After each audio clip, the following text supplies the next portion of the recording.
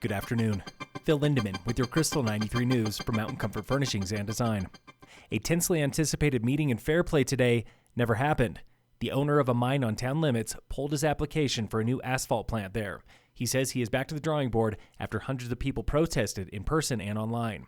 Opponents are celebrating, but not completely. They promise to closely watch for a future application. They are also following Park County master plan revisions for what a new plan might say about these industrial projects. US 40 at Berthoud Pass briefly closed around noon today for a small avalanche that broke onto the road. No cars were caught. CDOT says that slide was just 20 feet wide on a man-made embankment, not a natural slide path. 3 of 5 local trail projects just won cash from the state and the feds. Winning all the cash they wanted was Eagle Summit Wilderness Alliance for maintenance on Meadow Creek in the Gore Range. Also winning the full amount was Summit County for planning near Quandary Peak, cleverly lumped into the new Camp Hale National Monument. Winning half of what they wanted was a Fort Collins nonprofit doing work in Summit, Park, and Boulder counties. Not winning money were 2 Town of Breckenridge projects, a $2.5 million facelift at Kingdom Park, and a much smaller project for rec path signage.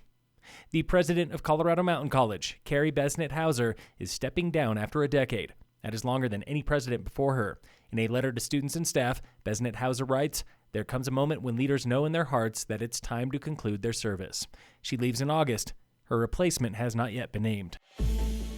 This week on the State of Summit. I think the project is well designed. It's beautiful. It will bring people to this town. Maybe it'll bring too many for a lot of you, but this town is more than just its residents. That was Dillon Councilman Tony Scalise at last night's packed council meeting, where his yes vote paved the way for Dillon's next big project.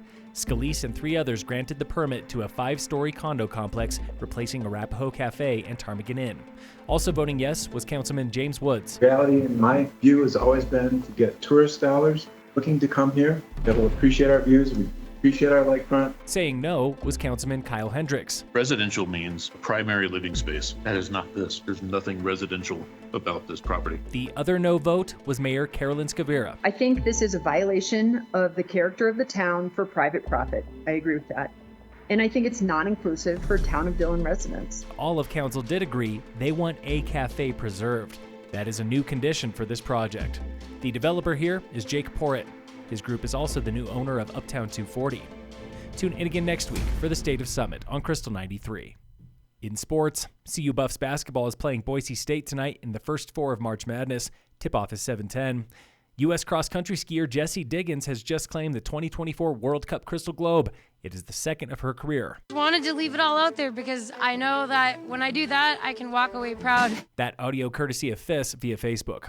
In other World Cup news, Jacqueline Wiles was fastest American in Austria today at women's downhill training for World Cup finals. She was top 6. American men were bottom 5. Training there continues tomorrow. Phil Lindeman, Krystal 93 News.